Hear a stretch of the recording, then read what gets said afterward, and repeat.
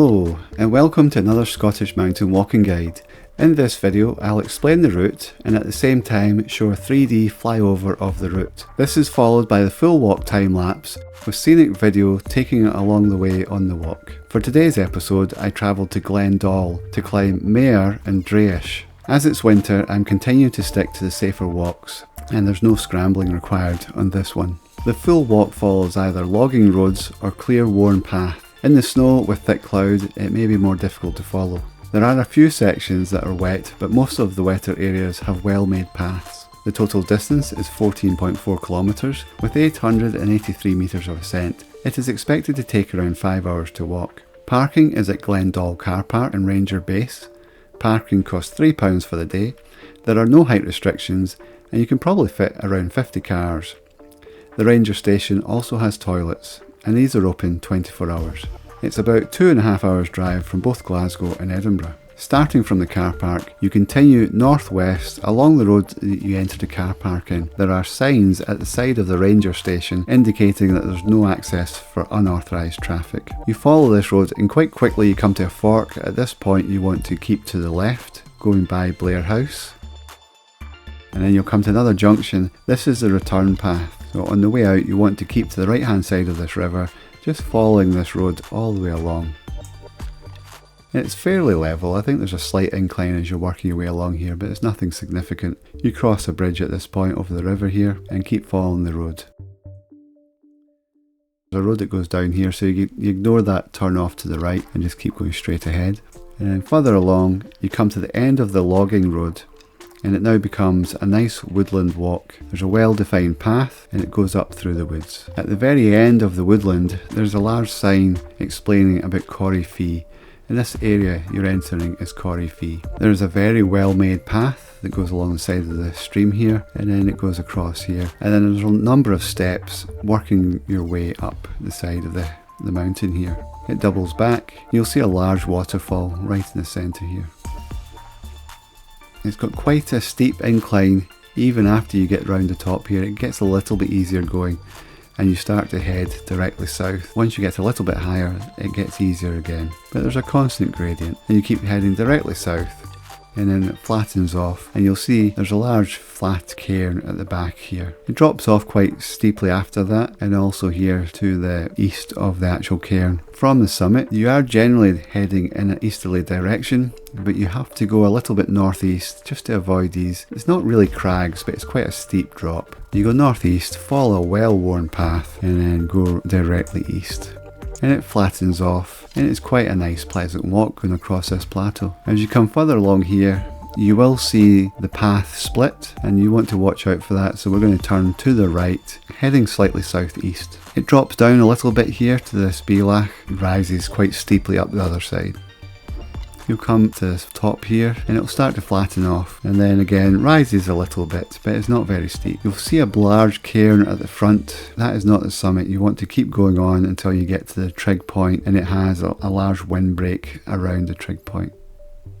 From the summit you simply retrace your steps. It's about 1 kilometre back to this low point and then from there, and as you're descending here you can actually see the path cut across the side of the mountainside here. So you want to go around to your right, heading north-northeast and then start descending this long straight path. It'll then come down the side of the woods and then go into the woodland. On the day I did the walk there were a number of trees that had fallen down in this area, so you just had to make your way around those trees. Then you're back into the woodland and you make your way down through the woods, although this section here has been chopped down, so there's woodland at the start but then it's all been felled so it's quite open again, and then you make your way all the way back down. But once you pass this area that has been felled you're going to come to a road and on that road there is a clear sign directing you back to the car park, but the sign, it looks like it's pointing more down this road here. This is another logger road and you could follow that road and then it'll double back, but there is a path that goes straight across that road and then takes you back down and it joins up. This section actually you're not to walk down, they've cordoned that off just now, so when you get to this bit here you just go round the corner there and then from there you walk along this road. You'll come to the join here, turn to your left, takes you across a bridge, and then you join back up to the road that you came in the morning. From there, turn to your right and return back to the car park. Good morning. It's 8:10. I'm at the Glen Doll Ranger car park. It's going to be quite a windy day today. Sort of 50% chance of rain. It's going to get a bit difficult to see where you're going around 10 o'clock, between 10 and 11. Visibility is down to about 3 miles. From the car park, you head out the road there. It's heading northeast past the ranger station. Car parking here costs £3 for the day. So I'm going to follow the road here straight ahead.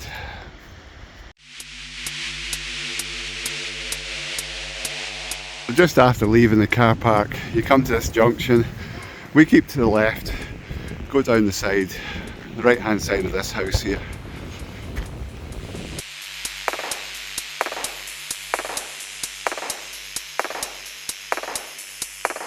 When you come to this junction, we're going to go straight on. Depending on which route you descend, you can come out, and I've done it a couple of times coming back from this road on the left.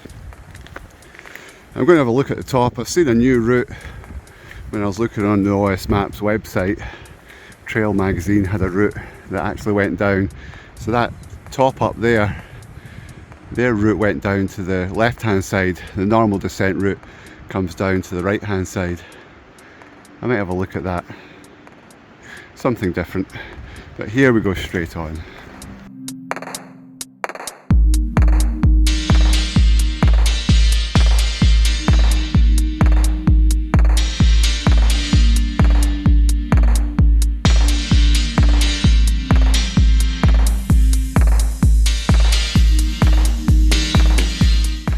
It's a very windy day.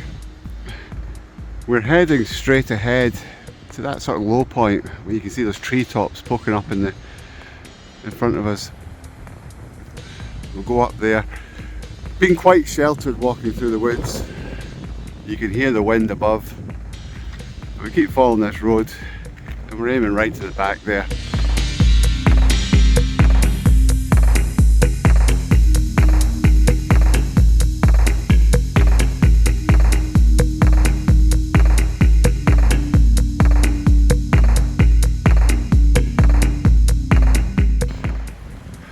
At this junction, just keep to the left, which is pretty much straight ahead.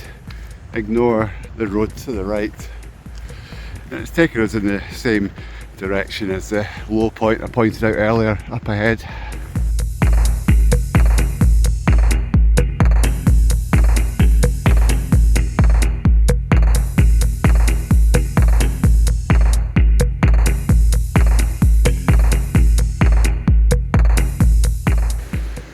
The last section of the walk as we approach Corrie Fee is a really nice walk through the woodland.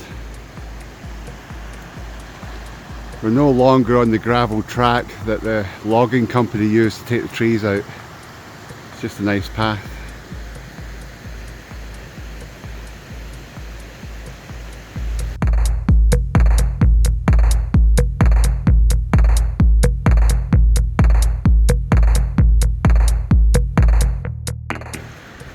Easy to tell if you're in the right place. Nice big sign for Corrie Fee. Just about to leave the woodland and you can already hear the wind picking up. I'm going to put my waterproof trousers on. It's been raining a little bit, and with the wind driving rain it's going to be a bit colder. So I'm going to stop, put the waterproofs on, then head into Corrie Fee. This sign gives you a good map of the route and explains how far it is, and also about once you go on the plateau, just how the weather can change.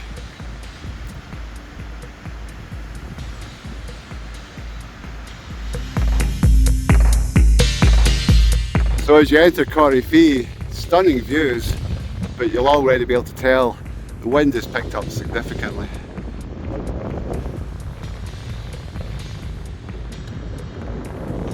So from here you're going to follow the path down. You can see it quite clearly there. It goes along the side of that stream, but basically we're heading up to the back where the waterfalls are. It's quite an obvious path, especially just now. There's not much snow around anymore. So we'll follow that. It takes us out at the low point directly ahead.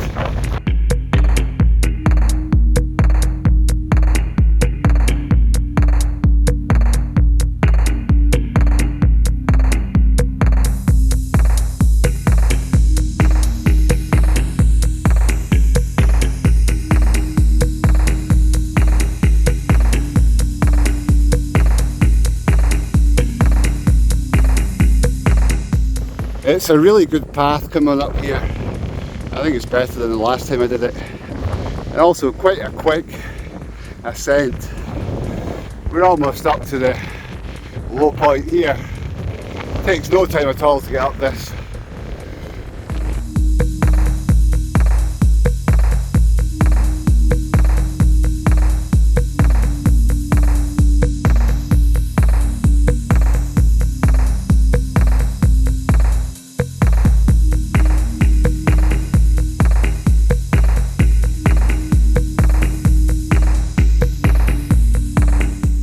So almost at the top of Corrie, just about over 600 metres here, a little over 300 metres to go to the summit.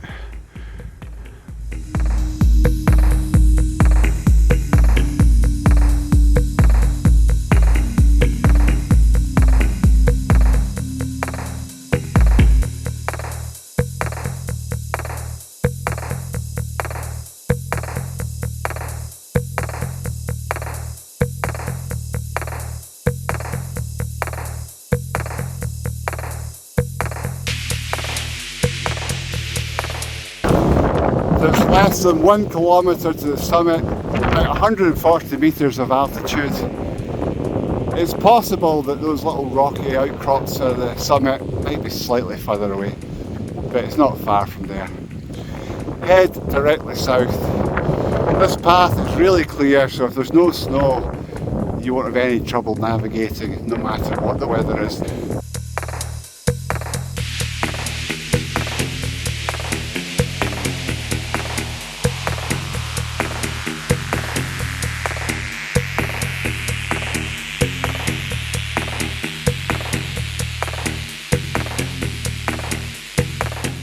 It's 10:05 in the morning, and exactly as forecast, we've got some cloud cover coming in. Visibility is reduced.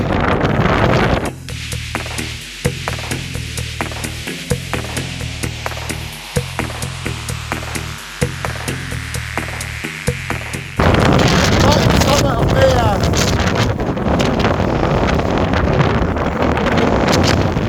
Yeah, very windy, very exposed.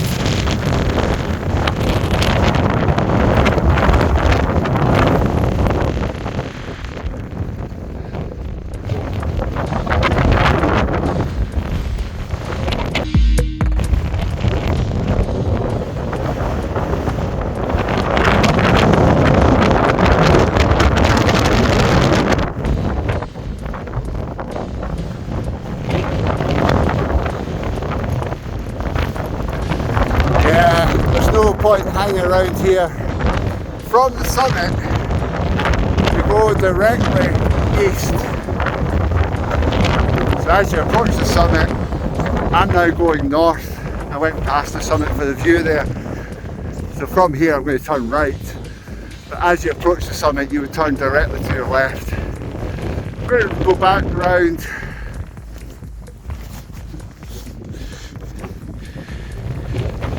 You actually head a little bit to the north to go round and follow the contours, and then we head directly east across the plateau over there in the cloud.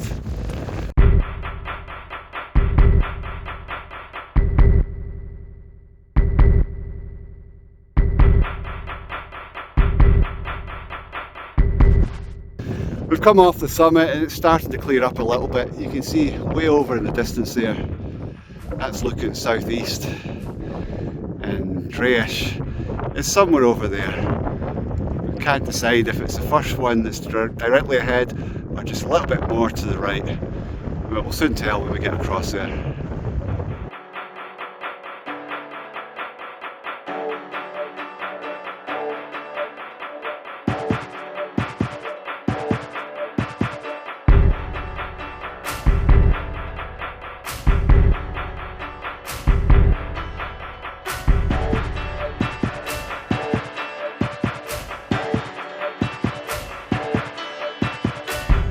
So when you come to this point, you'll see the path splits.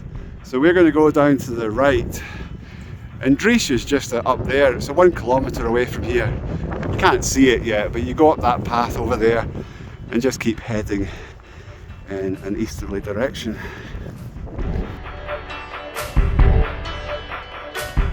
So we're going down into this little drop up on the other side there, and then the path curves round, and you can pretty much make it the summit of Driesh. It's the one there straight ahead to the left of this little uphill section ahead. We have some visibility, overcast day today. Wind's not so bad, especially coming from behind us now.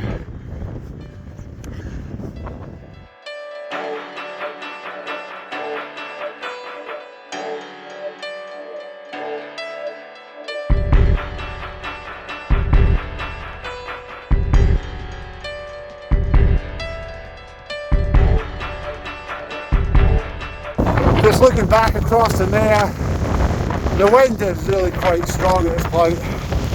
Looking down the descent route, you just cut down that path on the side of the hillside there. There's not much further to get to the summit, probably at least half a kilometre of a walk, but not much more altitude.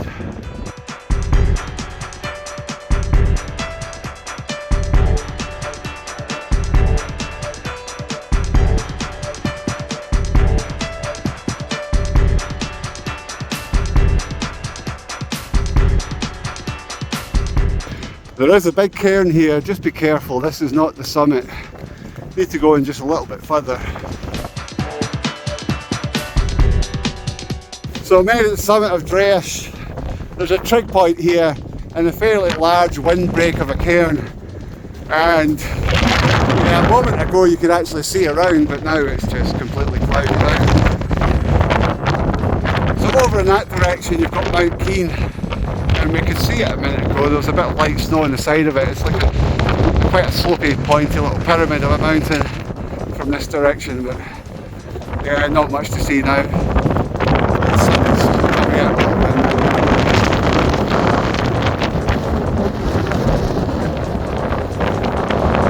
Been sitting at the summit for the last 5-10 minutes, just having something to eat and drink. We've been sitting down behind the cairn, which is not too bad, but as soon as you step up, the wind is still quite strong.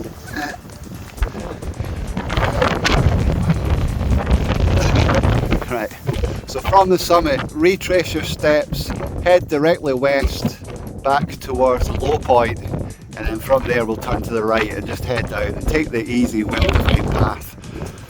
I've been looking online, there is another route that goes across, continue heading east, but I don't know it, and sometimes it's just easier just to go the way you know. You don't have to think about it. You know it's a nice safe descent route, and with the winter, the snow and the ice, sometimes routes can be quite difficult to pass. So I'm going to head directly west into the wind from the summit.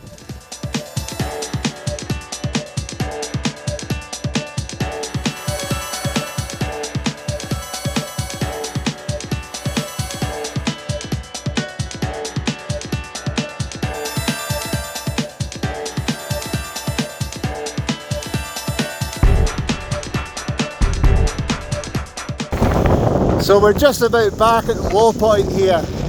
You can see the path quite clearly goes up to the right, to that outcropping rocks, and actually there's a path that goes below the rocks. And then the line goes all the way down the hillside there, right back down to the woodland. And you keep going straight down there, pretty much to where that white house is, roughly in that direction. The wind is really picked up.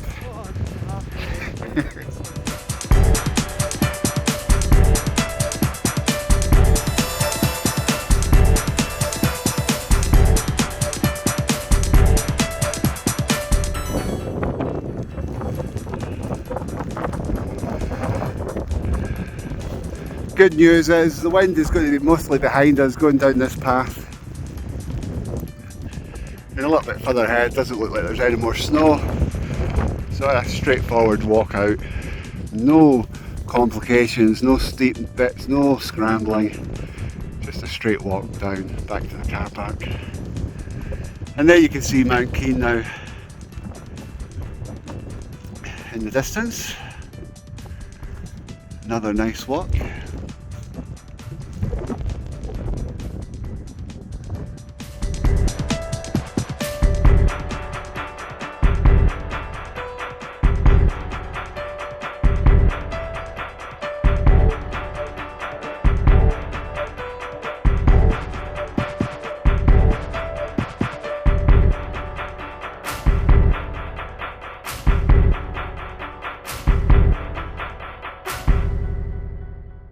Now that we've dropped down a bit, definitely out of the worst of the wind, you can actually feel yourself starting to get a bit warmer. Raining a little bit, it's actually coming down a little bit like sleet. It's not far to get back to the car park from here, less than an hour easily.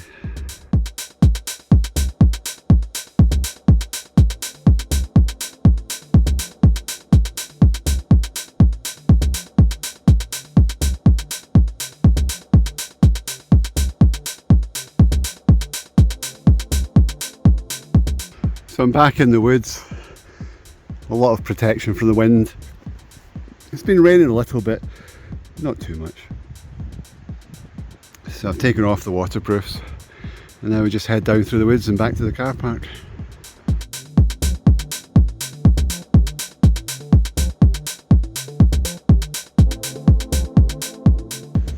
Just looking back up at Driesh.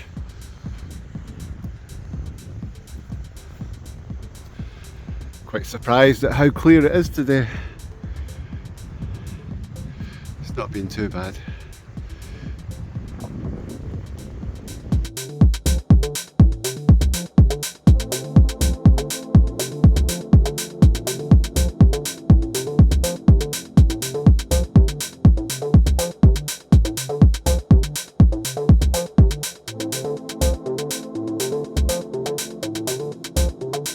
Down to this sign, and the thing to be careful of, it says that the car park is 1 mile that direction, but you actually go down this little path to the left and the sign's pointing more to go down the road, so it's just something to watch out for.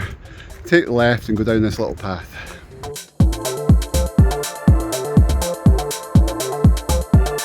Down that path you'll come to this road. It's probably the same road that we were on with the sign earlier, but we've saved a big zigzag. Here you go left and then just follow the road round, and I'm fairly sure it's quite straightforward now. You're going to see a bridge up on your left quite soon. That'll take you back to the road that we came in on this morning.